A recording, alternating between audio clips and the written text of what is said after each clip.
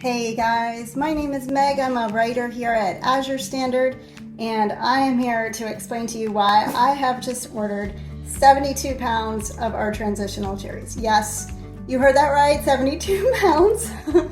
I love cherries. These cherries are transitional cherries. They're coming from an orchard that has been organically farmed for over 2 years. And they are a phenomenal price right now, which is why I'm really stocking up.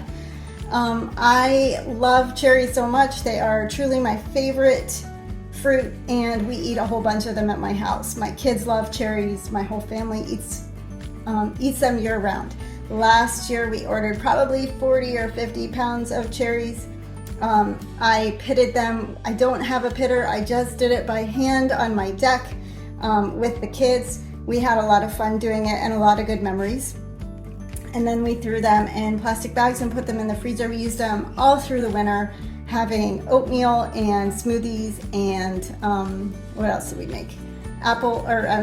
Cherry cobbler, cherry crisps, and they were just wonderful. So I'm so excited to have them this year at this fabulous price. It really just cannot be beaten.